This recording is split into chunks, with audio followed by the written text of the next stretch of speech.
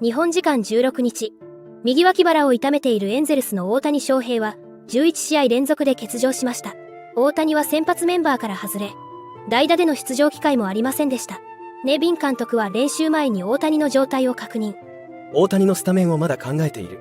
彼はやるべきことをやっている。と先発復帰の可能性を探っていましたが、この日も大谷の出場は見送られました。チームは本拠地タイガース戦に大敗し、2014年以来、9年ぶりとなる地区優勝の可能性が完全消滅しました。また、アメリカのポッドキャスト番組ロックドーンエンジェルスからは、連続欠場が続いている大谷に関して次のような声が聞かれていました。日本語字幕付きでご紹介していきます。Friends, it's been a frustrating week in terms of whether or not Shohei Ohtani is going to be in the lineup. In fact, over the weekend, it seemed like there was an opportunity for him to come back, but the Angels wanted to take it day by day. And if you're unaware, there was a batting practice session, which Ohtani rarely does, actually. He doesn't go out on the field to do batting practice. He'll go to the cages and warm up there. He's got his own routine, and obviously that routine has been working for him throughout his career. Unfortunately, he suffered a bit of an oblique strain, and while it's been day to day, the Angels have not really had clear communication on whether or not the timeline is favorable to Shohei Ohtani. They have not had clear communication on whether or not he's even going to come back this season. They keep saying, oh yeah, we're taking it day by day. It depends on how he feels. It depends on, whether he gives us the go ahead. And I understand that. That's how it's always been with Shohei Ohtani. In fact, Phil Nevin said this. He said it was his decision to not start Ohtani. He also added that Ohtani is close to returning. Nevin said, I know fans come to see him, especially when we're at home. I get the frustration. Absolutely. When this started, nobody thought it was a big issue. He was even telling me, I think I can go in a day or two. And that's what I told you guys, the media. Well, it stretched out a little longer than we thought, but I still think it's really close, and we'll wait for him to say when he can play.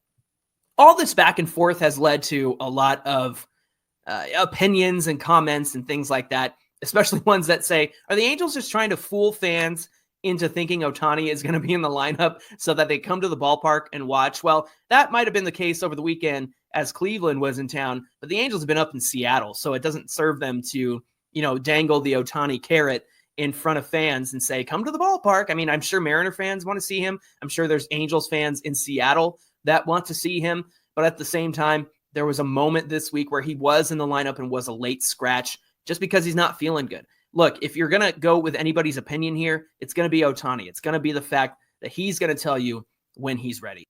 So if Ohtani decides to pull the plug on 2023, I know he won't because he's not that kind of guy, but I also think that he needs to have a serious discussion with his agent, with the Angels, and discuss, is it worth coming back? Is it worth risking more injury? Is it worth risking any more of his contract next season? And on that note, how does this affect Ohtani possibly re-signing with the Angels? Well, I think the Angels need to do right by him and know that they're concerned and share that concern. If the Angels have Ohtani's best interest in mind and care for him, I think that speaks to the relationship that he has with the Angels. I think that speaks to the way that they do care about Ohtani. I know there was a lot of talk out there when he first tore his UCL that the Angels didn't take care of him enough or didn't listen to him. And we've since come to learn that no, it was a freak injury and everybody was on the same page. In fact, they even suggested getting an MRI and nobody felt like it was necessary because it was just a cramp. It just felt like it wasn't necessary to go and get an MRI. So all of that to say, whether or not this affects Ohtani's potential for re-signing with the Angels in the offseason, I mean, he's going to make the best decision for himself. Obviously, that's number one for Ohtani. It's not about the money for him. It's about the place he wants to play and what team he wants to be with and who he wants to help try and win. I think the Angels are currying favor with the fact that they're doing their best to take care of Ohtani.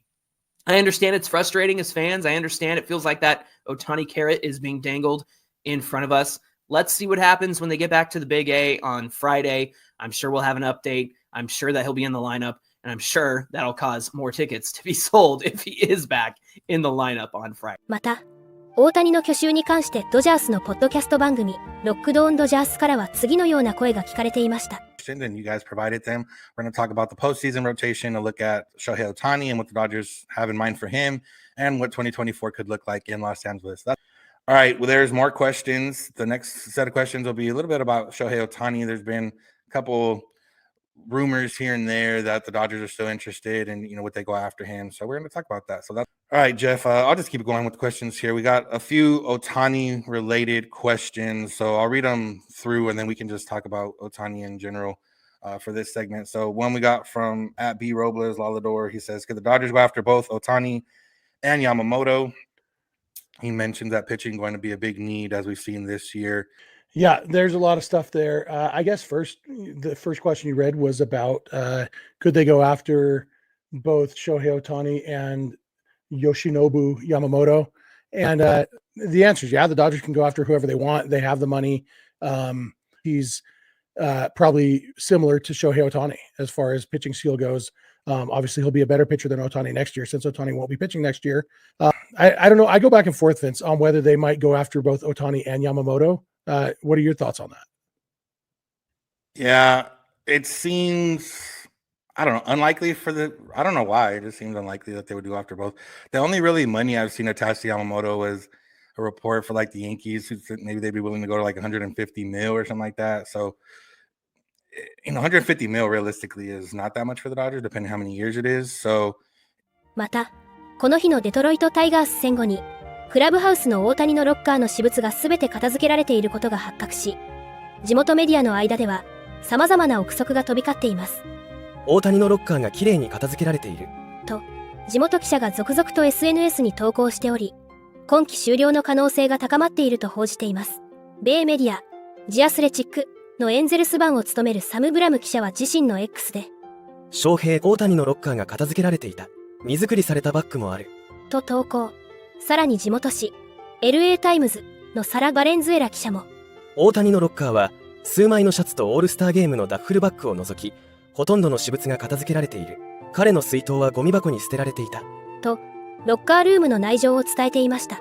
なお、複数の米記者は、エンゼルスはなぜこのようなことが起きているのか、またそれが何を意味するのかについて明言を避けている。と、球団関係者のコメントを紹介。ロッカーが整理整頓されていた意図は不透明なままです。これに対し SNS からは、従来どうしていたか知らないけど、移籍があろうがなかろうが大谷なら綺麗に片付けそうだよね。ただ言えるのは今季は終了ということでしょう。WBC から投資で本当によく頑張ったと思います。来季は打者戦ですが、元気な姿を見れることを期待したい。正直、安心しました。WBC からずっと出場。投手として故障してからも打者として出場。エンゼルスでのレガシーはもう十分に築き上げた。来季以降の投打での大谷翔平の活躍の方がずっと楽しみ。大谷翔平の投打での真の価値は優勝を狙えて、球場が満員の観客で埋め尽くされるチームでこそ発揮される。しっかり休んで治してまた大暴れしてください。大谷翔平はアジアの宝。あくまで推測だが、やっぱりホームラン王のことが頭にあったから、負傷者リスト登録もせずに打席に立つ準備だけは常にしていたのではなかろうか。多分、ロベルトやジャッジがもうちょっと打ってたら無理をしてでも出場してたと思う。結局今日もロベルトはホームラン打たなかったし、さすがにもうホームラン王は大丈夫だろうと判断しての今季終了かな。などの声が聞かれていました。これからも大谷の活躍から目が離せません。皆様からのコメントもお待ちしております。